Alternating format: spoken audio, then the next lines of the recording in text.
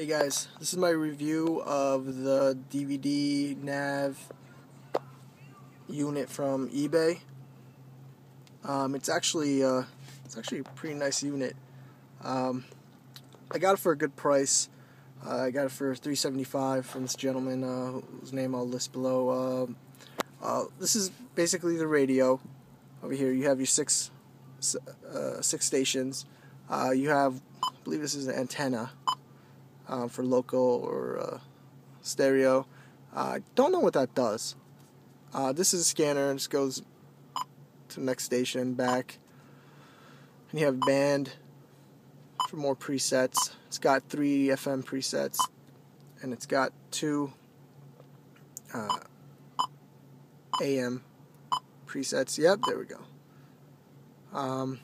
Well, if we back out of here, you can actually see the icons. You have radio, disc, USB, Bluetooth, auxiliary, navigation, and you have TV, iPod, setup, SD. There's a little SD card slot here, and another mini SD. Well, they're both mini SD cards, micro SD, I believe.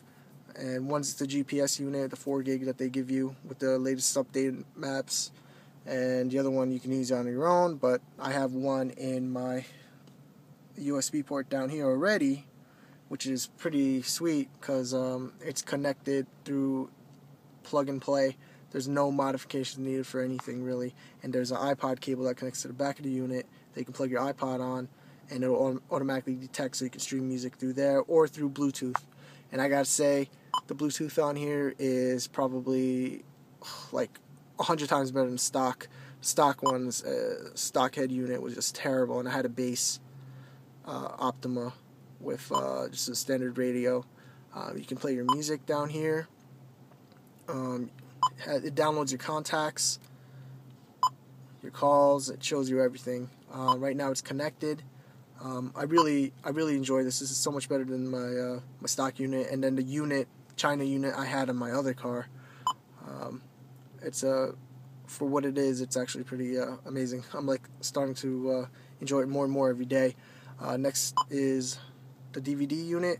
This doesn't have picture-in-picture. I don't really care about that, or the zones. I'm not sure about the zone thing, but it doesn't include that picture-in-picture, and I have no need for it, so I don't really care.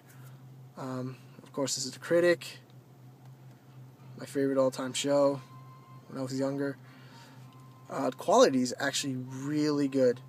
I was really impressed, and look at that screen size. It's just massive.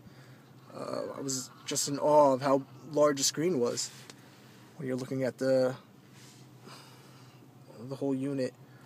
Alright, let's get out of here. Okay. On the disc, it actually gives you a bunch of options. Down below, you can go back to menu. You can go to next chapter, next scene. Touchscreen is actually pretty responsive. I don't like how responsive it is on the nav unit. It seems to be a little like okay. See, I'm touching that right now. I didn't notice it. There we go. And I'll go back. Let's go here.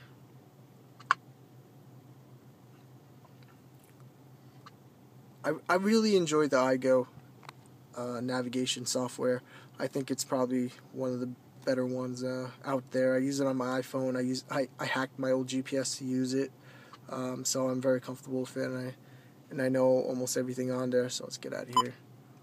It's a FM. Next, USB. Well, there's nothing plugged in, but if I just plug it in, it detects it automatically. So I really enjoy having the stock USB port down there. It doesn't really work with the iPod connector for Kia. It just says not able to detect the USB unit,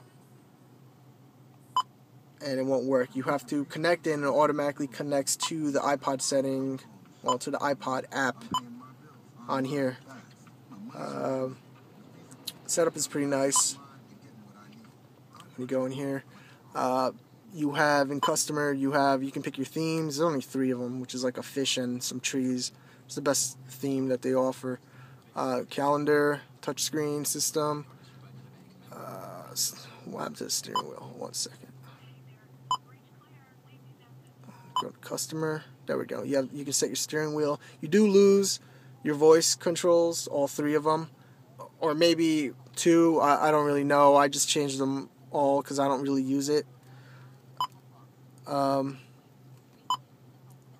have some other more technical settings here, and if using the remote that they provide you, you can actually get into more custom settings. I don't know why they do that, why you have to use this like cheapo looking remote to get into balance and fade and whatnot, and they can't offer it on the screen. Let's see, we checked that out. There's no USB, iPod, nothing connected right now. Let me show you the first cable. I don't have it wired where it comes on automatically yet. I'm still trying to figure that out. But when I go in reverse, I have it on a wireless camera. You can see all the smoke. My idling car. Now you can see the screen kind of messing around. I'm going to swap that out, and I'm going to go back to a hard-lined camera for the back, because every time I move the car, the screen just moves around like that. So I'm going to get out of that. I'm going to swap that out. You have 3 FM stations, I don't know if I mentioned that earlier, and 2 AMs. The install was really easy. The hardest part of the install was freaking moving all these panels out of the car. It took me like an hour, and I'm missing a part of my finger. Let's see, went through the Bluetooth, went through everything.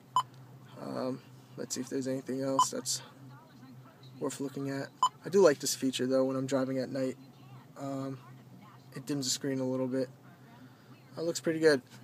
If you guys have any questions, just feel free to email me or message me.